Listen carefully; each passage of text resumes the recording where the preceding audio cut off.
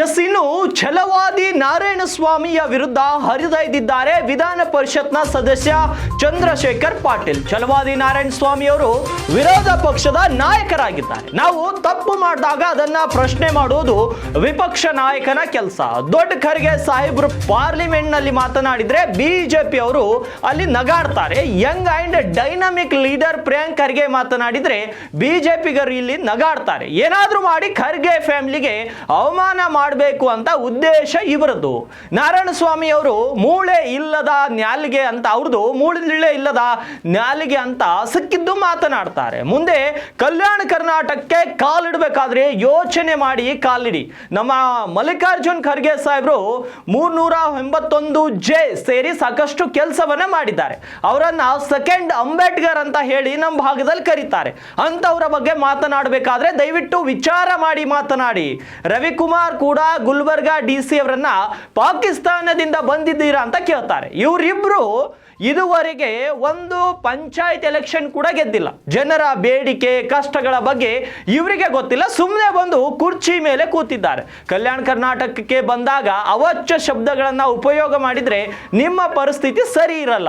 ಛಲವಾದಿ ನಾರಾಯಣಸ್ವಾಮಿ ರಾಜೀನಾಮೆ ಕೊಟ್ಟು ಮನೆಯಲ್ಲಿ ಕೂರುವುದು ಉತ್ತಮ. ಅವರಿಗೆ ಅವರ ನ್ಯಾಲ್ಗೆಗೂ ಮತ್ತು ಅವರ ಮೆದುಳಿಗೆ ಕನೆಕ್ಷನ್ ಇಲ್ಲ ಅಂತ ಬೀದರ್ನಲ್ಲಿ ನಾರಾಯಣಸ್ವಾಮಿ ವಿರುದ್ಧ ಕಿಡಿಕಾರಿದ್ದಾರೆ ಡಾಕ್ಟರ್ ಚಂದ್ರಶೇಖರ್ ಪಾಟೀಲ್ ಅವರು. ಹಾಗಾದ್ರೆ ಏನ್ ಹೇಳಿದ್ದಾರೆ ಒಂದ್ಸಲ ಕ್ವಿಕ್ ಆಗಿ ನೋಡೋಣ ಬನ್ನಿ. ಛಲವಾದಿ ನಾರಾಯಣಸ್ವಾಮಿ ಅವರು ತಾವೆಲ್ಲ ನೋಡಿದ್ರಿ, ಅವರು ಅಪೋಸಿಷನ್ ಪಾರ್ಟಿ ಲೀಡರ್ ಆಗಿದ್ದಾರೆ.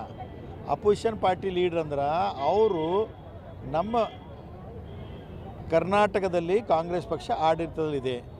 ನಾವು ಏನಾದರೂ ತಪ್ಪು ದಾರಿಯಲ್ಲಿ ಹೋಗ್ತಾ ಇದ್ದರೆ ಅವ್ರು ಅದ್ರ ಬಗ್ಗೆ ಪ್ರಶ್ನೆ ಮಾಡಿ ಅದ್ರ ಬಗ್ಗೆ ಇದು ಮಾಡೋದು ಅವ್ರ ಕೆಲಸ. ನಮ್ಮ ದೊಡ್ಡ ಖರ್ಗೆ ಸಾಹೇಬರು ಅಲ್ಲಿ ಪಾರ್ಲಿಮೆಂಟಲ್ಲಿ ಮಾತನಾಡ್ತಾ ಇದ್ರೆ ಬಿ ಜೆ ಪಿನ ಅಲ್ಲಿ ನಡುಗೆ ಹುಡುಕ್ತದೆ.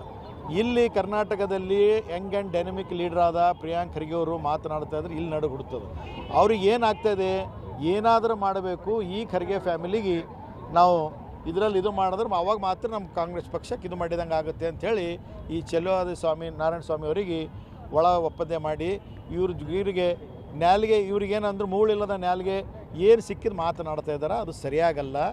ತಾವು ಮುಂದೆ ಬರೋಂಥ ದಿನಗಳಲ್ಲಿ ಕಲ್ಯಾಣ ಕರ್ನಾಟಕದಲ್ಲಿ ಕಾಲು ನೀಡಬೇಕಾದ್ರೆ ತಾವು ವಿಚಾರ ಮಾಡಿ ಕಾಲಿಡಬೇಕು. ಯಾಕಂದರೆ ಇಲ್ಲಿನ ಜನ ಕಲ್ಯಾಣ ಕರ್ನಾಟಕದಲ್ಲಿ ನಮ್ಮ ಧೀಮಂತ ನಾಯಕರಾದ ಮಲ್ಲಿಕಾರ್ಜುನ್ ಖರ್ಗೆ ಸಾಹೇಬರು 371 ಜೆ ಹಿಡ್ಕೊಂಡು ಸಾಕಷ್ಟು ಕೆಲಸ ಮಾಡಿದ್ದಾರೆ. ಅವರಿಗೊಂದು ಸೆಕೆಂಡ್ ಅಂಬೇಡ್ಕರ್ ಅಂತ ಹೇಳಿ ಇಡೀ ನಮ್ಮ ಕರ್ನಾಟಕದಲ್ಲಿ ಅವ್ರಿಗೆ ಮಲ್ಲಿಕಾರ್ಜುನ್ ಖರ್ಗೆ ಸಾಹೇಬರು. ಅದಕ್ಕೆ ತಾವು ದಯವಿಟ್ಟು ಯಾವಾಗಾದರೂ ಮಾತನಾಡಬೇಕಾದ್ರೆ ತಾವು ವಿಚಾರ ಮಾಡಿ ಮಾತನಾಡಬೇಕು. ಯಾಕಂದ್ರೆ ಖರ್ಗೆ ನಮ್ಮ ಇವರು ಯಾರು ಪ್ರಿಯಾಂಕ್ ಖರ್ಗೆ ಸಾಹೇಬರು ಏನು ಮಾಡಿದ್ದಾರೆ, ಅವರು ಒಂದು ನರೇಂದ್ರ ಮೋದಿ ಅವರಿಗೆ ಇದು ಪ್ರಶ್ನೆ ಕೇಳ್ತಾ ಇದ್ದಾರೆ.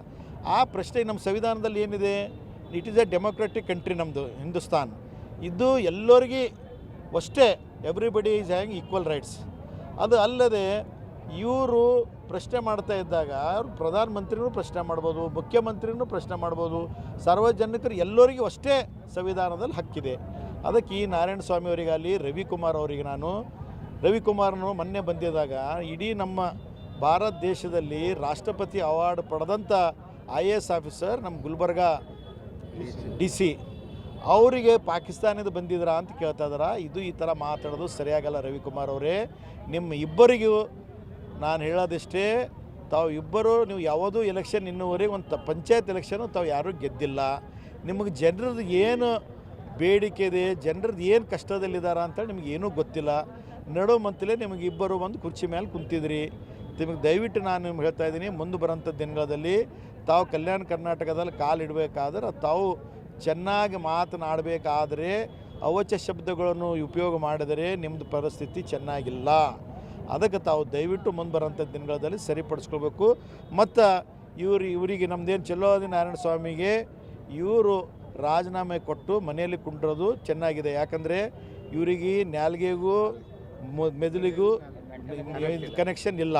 ಅದಕ್ಕೆ ತಾವು ದಯವಿಟ್ಟು ಇವ್ರಿಗೆ ಖಂಡನೆ ಮಾಡ್ತೀನಿ ನಾನು, ಇವರಿಗೆ ನಮ್ಮ ಬೀದರ್ ಡಿಸ್ಟಿಕ್ಕಿಂದ. ಜೈ ಹಿಂದ್, ಜೈ ಕರ್ನಾಟಕ.